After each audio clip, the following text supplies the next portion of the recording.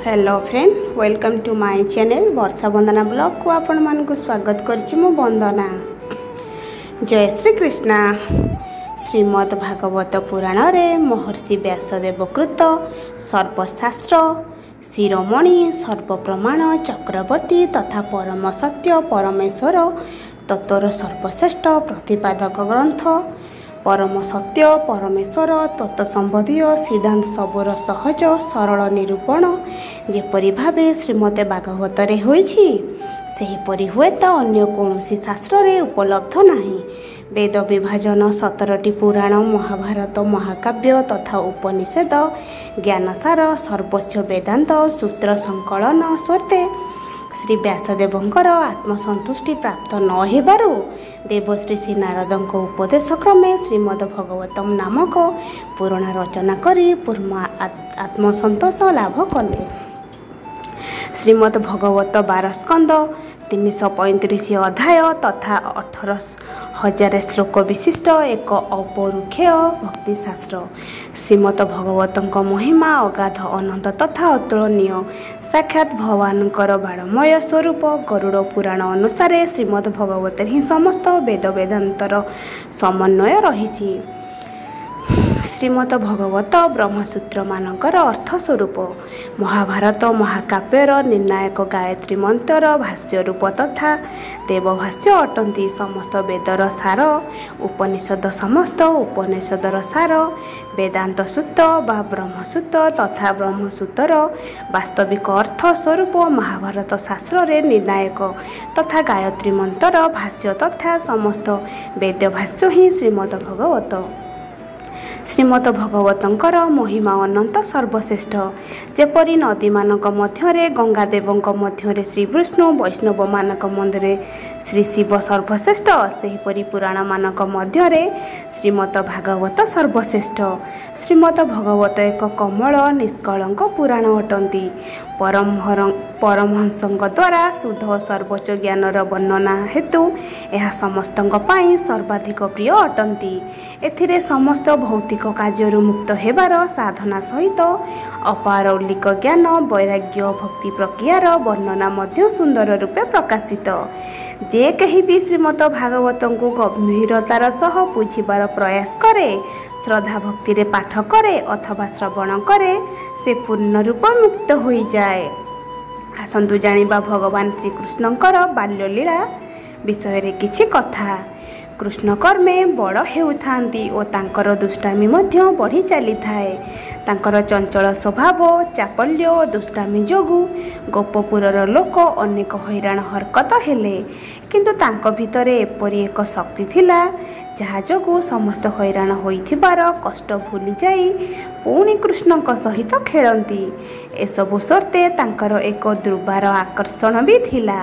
से आकर्षण को एड़े जीवा भारी कष्टकर थिला। तथापि भी से गोपी माने थरे थरे एकत्रित होई माता यशोदांक पाखकु कृष्णଙ୍କର दुष्टामी विषय रे अभियोग करने को गले। सेमानक मध्यरु चंपा नामक जड़े गोपी कहिला, नंदराणी तुमरी पुओ कौन संसार रे खाली एका गेल्हा? अन्य पिला माने भी तांको माँ मानकर गेल्हा पुओ, किंतु सेमाने दुष्टामी करने को टिकिए भय पाइले। तुम पुओ समस्ती को निर्भय दे सांगरे धरी समस्तंक घरे पशुछि। दूध दही लहुणी आदि से चोरी करुछि। पुणी हांडी सबू बाड़े फोपाड़ी दे चली आसुछि। एते क्षति किए केते सहिब? पिला बोली तो मु किछि कहु नथिली, हेले से आजिकाली एते उत्पात करुछि जे मु आउ ताकु संभाली पारु नाही। तेबे तुम पुओ को टिके आकटरे रख, आम उपरे टिके दया कर। एबे चंपार कथा शेष न हेउनु मालती नामक एक गोपी आसी निजर गुहारी जणाइला। से कहिला, आगो नंदराणी तुमर गेल्हा पुओ कन्हैया आज आम घरे पशि दही दूध लवणी सबु खाई हांडी माठिया भांगी पलाइछि। आमे तो आउ तुम परी धनी नुहे, गरीबर संबल टिकिक गला। आउ आमे एबे उपास रहिबु ना, खाइबाकू किछि बळिछि ना बिकिबाकू किछि अछि। तापरे रमा नामक अन्य एक गोपी कांदी कांदी आसी कहिला, ମାଗ ଏଡ଼େ ଟିକିଏ ଛୁଆ କିପରି ଏତେ କଥା ସେ କହୁଛି। ଘରେ ବସି ହାଣ୍ଡି ମାଠିଆ ଭାଙ୍ଗିବାରୁ ମୁଁ ଲହୁଣୀ ଯାକ ନେଇ ଶିକାରେ ଟଙ୍ଗାଇଥିଲି। ଆଉ ତମର କୀର୍ତ୍ତିମାନ ପୁତ୍ର ସଙ୍ଗୀ ସଖା ନେଇ ଜଣକ ପରେ ଜଣେ ଚଢ଼ି ସବୁ ଭାଙ୍ଗି ସାରିଲେଣି। ଦିନକୁ ଦିନ ତାର ଦୁଷ୍ଟାମି ଏଭଳି ଭାବରେ ବଢ଼ୁଛି ଯେ ଆମେମାନେ ଦିନେ ନା ଦିନେ ଏଇ ଗୋକୁଳ ଛାଡ଼ି ଅନ୍ୟତ୍ର ପଳାଇବା। ଏହି ସମୟରେ ରତ୍ନା ନାମୀ ଏକ ଗୋପୀ ସେଠାକୁ ଆସି ଯଶୋଦାଙ୍କୁ କହିଲା, ନନ୍ଦରାଣୀ, ତମ ପୁଅ ରାଜପୁତ୍ର ବୋଲି ଆମେ ତାର କିଛି କରିପାରୁନାହୁଁ। ହେଲେ ତମେ ମା ବାପ ହୋଇ ଯଦି ନିଜ ପୁଅକୁ ଟିକେ ଆକଟରେ ନ ରଖିବ ତେବେ ଆମେ କ'ଣ ବା କରିବୁ? ଆଜି ଆମ ଘରେ ମୁଁ ତାଲା ଦେଇ ଯାଇଥିଲି, କିନ୍ତୁ କୃଷ୍ଣ ତାର ସାଙ୍ଗସାଥି ଧରି ଆସି ଯାହା ସବୁ ଲହୁଣୀ ଥିଲା ଖାଇଯାଇଛି। ପୁଣି ସବୁ ହାଣ୍ଡି ଭାଙ୍ଗି ବିଲେଇମାନଙ୍କୁ ଖୁଆଇଛି। ସେତିକିରେ ସେ ଶାନ୍ତ ନ ହୋଇ ଯିବାବେଳେ ବାଛୁରୀମାନଙ୍କୁ ଖୋଲି ଦେଇଛି ଯେ ବାଛୁରୀମାନେ ସବୁ ଦୁଧ ଗାଈଠାରୁ ପିଇ ଯାଇଛନ୍ତି। ଏବେ ଆମେ କ'ଣ କରିବୁ?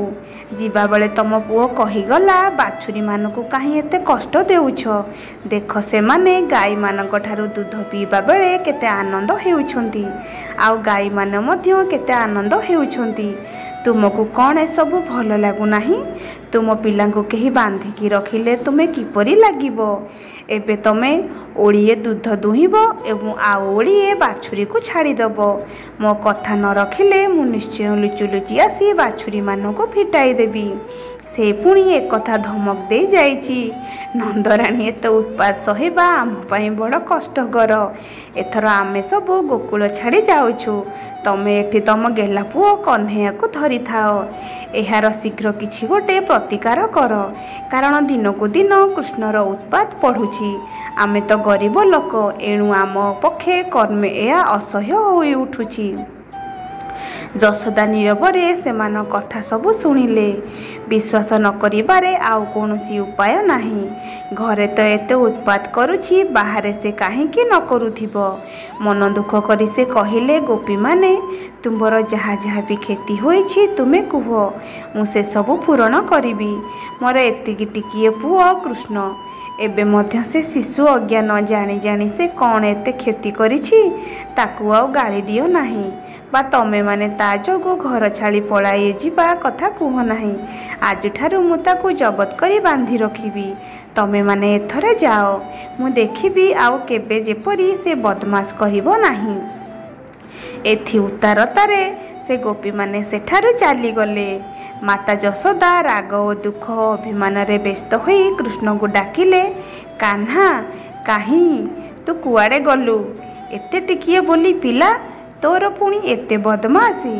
ଆଜି ହିଁ ତୋତେ ମୁଁ ବୁଝାଇ ଦେବି ଭଲ ପିଲା ହେବାକୁ ହେଲେ କ'ଣ କ'ଣ ସବୁ ଦରକାର। ଗୋଟିଏ ବୋଲି ପୁଅ ବଦନାମରେ ମଣିଷକୁ ଅତିବ୍ୟସ୍ତ କରି ପକାଉଛି। କାହ୍ନା, ତୁ କୁଆଡ଼େ ଗଲୁ? ହେ କାହ୍ନୁ!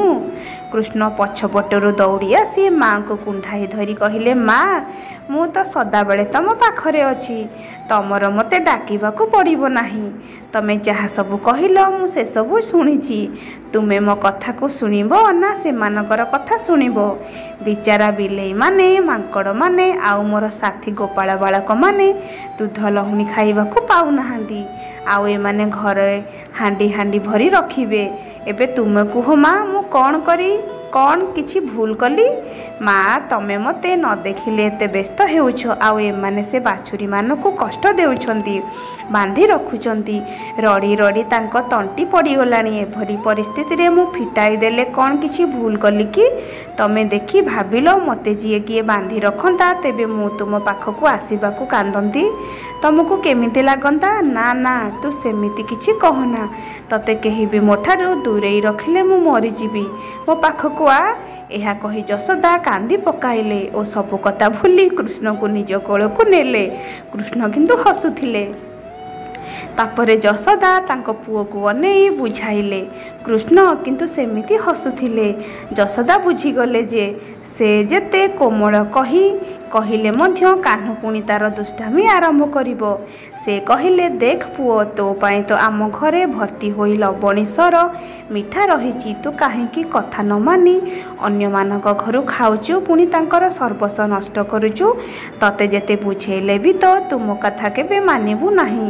ପୁଣି ପଞ୍ଝାଏ ଛୁଆ ଧରି ୟା ଘରେ ତା ଘରେ ପଶି ଗୋଳମାଳ କରିବୁ। ତୋର ବଦନାମୀ ଶୁଣି ଶୁଣି ମୋ କାନ ବଧିରା ହୋଇଗଲାଣି। ଏଣିକି ତତେ ଆଉ ମୁଁ କୁଆଡ଼େ ଛାଡ଼ିବି ନାହିଁ। ଏବେ ତତେ ବାନ୍ଧି କରି ରଖିବାକୁ ହେବ।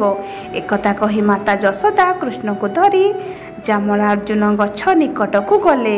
ସେଠାରେ ସେ ଦଉଡ଼ିରେ କୃଷ୍ଣକୁ ବାନ୍ଧି ଦୁଇଟି ଗଛ ମଧ୍ୟରେ ଦଉଡ଼ିଟି ଅନ୍ୟପଟି ଆଣି ଗୋଟିଏ ଅଣଖୋଲରେ ବାନ୍ଧି ଦେଲେ। ସେ ଜାଣିଲେ ଯେ କୃଷ୍ଣ ମାତ୍ର ଅଳ୍ପ ସ୍ଥାନ ଏପଟ ସେପଟ ହୋଇପାରିବ। ଏଥର ମାତା ଯଶୋଦା ନିଶ୍ଚିନ୍ତ ହୋଇ ଘର କାମ କରିବାକୁ ଗଲେ। କିଛି ସମୟ ପରେ ଭୟଙ୍କର ଶବ୍ଦ ଶୁଣି ଅର୍ଜୁନ ଗଛ ଦୁଇଟି ଟଳି ପଡ଼ିଲେ। ଆଉ ଗୋପୀ ଗୋପାଳମାନେ ଭୟରେ କାତର ହୋଇ ମା ଯଶୋଦାଙ୍କ ପାଖକୁ ଦୌଡ଼ି ଆସି କହିଲେ, ନନ୍ଦରାଣୀ, ଯାଇ ଦେଖ, ତୁମ ପୁଅ ଦଉଡ଼ି ଧରି ଟାଣି ହେବାରୁ ଅଣଖୋଲ ଅଟକି ଯାଇ ଦୁଇଟି ଗଛ ଉପୁଡ଼ି ପଡ଼ିଲେ। ଆମେ ବୁଝିପାରୁନାହିଁ ଯେ ସେ ବିରାଟ ଗଛ ଦୁଇଟି ଉପୁଡ଼ିବା ପରେ ତା ଭିତରେ କୃଷ୍ଣ ବଞ୍ଚିଛି ନା ନାହିଁ। ତମେ ଶୀଘ୍ର ଦୌଡ଼ି କରି ଆସ। ସେମାନଙ୍କର ଏଭଳି କଥା ଯଶୋଦା ସମସ୍ତ ରାଗ ଅଭିମାନ ଭୁଲିଯାଇ ବିକଳରେ ଚିତ୍କାର କରି ଦୌଡ଼ିଲେ। ଏତେ ବଡ଼ ଗଛ ତଳେ ତାଙ୍କର ଛୋଟିଆ ପିଲାଟି ବଞ୍ଚିଛି ନା ନାହିଁ। ସେଠାରେ ପହଞ୍ଚି ସେ ଦେଖିଲେ ଦୁଇଟି ବିରାଟ ଧୂମ୍ର ତଳେ ଉପୁଡ଼ି ପଡ଼ିଛି, ମଝିରେ କୃଷ୍ଣ ବସି ହସୁଛନ୍ତି। ଇତିମଧ୍ୟରେ ନନ୍ଦ ମଧ୍ୟ ସେଠାରେ ଆସି ପହଞ୍ଚିଲେ। ସେ ଦେଖିଲେ ସବୁଜ ରଙ୍ଗର ଗହଳ ଡାଳପତ୍ର ମଧ୍ୟରେ ପୀତାମ୍ବରଧାରୀ କୃଷ୍ଣ ମେଘମାଳା ମଧ୍ୟରେ ଚନ୍ଦ୍ରମା ପରି ବିରାଜମାନ କରୁଛନ୍ତି। ବିପଦ କଟିଗଲା। ନନ୍ଦ କୃଷ୍ଣଙ୍କୁ କୋଳେଇ ନେଇ ଅନେକ ଆଦର କଲେ। ଟିକିଏ ପୂର୍ବରୁ ଯେଉଁ ଗୋପୀମାନେ ତାଙ୍କ ବିରୁଦ୍ଧରେ ମା ଯଶୋଦାଙ୍କ ପାଖରେ ଫେରାଦ ହେଉଥିଲେ, ସେମାନେ କୃଷ୍ଣଙ୍କର ଏଡ଼େ ବଡ଼ ବିପଦ ଦେଖି ଦୁଃଖ କରି କହିଲେ, ହାୟ, ଆମ ପାଇଁ ସିନା ଆଜି ଯଶୋଦାଙ୍କ କୃଷ୍ଣକୁ ବାନ୍ଧିଲେ, ଆଜି ଯଦି ସେ ବୃକ୍ଷ ଦୁଇଟି ବାଳକ କୃଷ୍ଣ ଉପରେ ପଡ଼ିଥାନ୍ତା, ଆହା, ସେ ପଛକେ ଆମର ସବୁ ଲହୁଣୀ ହାଣ୍ଡି ଭାଙ୍ଗୁ। ଆମେ ଆଉ କିଛି କହିବା ନାହିଁ। ତାର ଯଦି କିଛି ଖରାପ ହୋଇଥାନ୍ତା, ତେବେ ଗୋପପୁରରୁ ଲକ୍ଷ୍ମୀ ଛାଡ଼ି ଯାଇଥାନ୍ତେ। ଜନ୍ମରୁ କେତେ ଅଲୌକିକ ଘଟଣା ସେ ନ କରିଛି। ତାର ମୋହନ ରୂପ, ସ୍ନେହଶୀଳ ସ୍ୱଭାବ, ଶିଶୁ ସୁଲଭ ଚାପଲ୍ୟରେ ଗୋପୀଗଣ ଏତେ ମୂର୍ଖ ହୋଇଥିଲେ ଯେ କୃଷ୍ଣଙ୍କର ଏପରି ବିପଦରେ ସେମାନଙ୍କୁ ନିଜକୁ ଧିକ୍କାର କରୁ କରୁ ଓ କୃଷ୍ଣ ଗୁଣଗାନ କରୁ କରୁ ସେଠାର ପ୍ରସ୍ଥାନ କଲେ। ନନ୍ଦ ଓ ଯଶୋଦା କୃଷ୍ଣଙ୍କୁ ସୁରକ୍ଷା ପାଇଁ ଦାନ ଆଦି ଯଜ୍ଞ ଅନେକ ପୁଣ୍ୟ କାମ କଲେ। କ୍ରମେ କୃଷ୍ଣ ଓ ବଳରାମଙ୍କର ବୟସ ବଢ଼ିବାକୁ ଲାଗିଲା। ଗୋପବାଳକଙ୍କୁ ନେଇ ନାନା ପ୍ରକାରର ଖେଳ ସେମାନେ ମାତିଥାନ୍ତି। ବାଛୁରୀ ଜଗିବା ହେଲା ସେମାନଙ୍କର କାମ। ବାଛୁରୀମାନଙ୍କୁ ଚରାଇବାକୁ ଛାଡ଼ି ଦେଇ ଏମାନେ ଖେଳନ୍ତି। ମହୁ ପେଣା ଭାଙ୍ଗି ସମସ୍ତ ମହୁ ଖାଆନ୍ତି। ବଣରୁ ନାନା ପ୍ରକାରର କୋଳି ଓ ଫଳମୂଳ ସେମାନେ ତୋଳି ଖାଆନ୍ତି। ଓಂ ନମୋ ଭଗବତେ ବାସୁଦେବାୟ। ବନ୍ଧୁଗଣ, ଆଜିର ଭିଡ଼ିଓଟି ଆପଣମାନଙ୍କୁ କେମିତି ଲାଗିଲା ମୋତେ କମେଣ୍ଟ କରି ଜଣାଇବେ। ରହୁଛି। ଜୟ ମା ମଙ୍ଗଳା, ଜୟ ଜଗନ୍ନାଥ।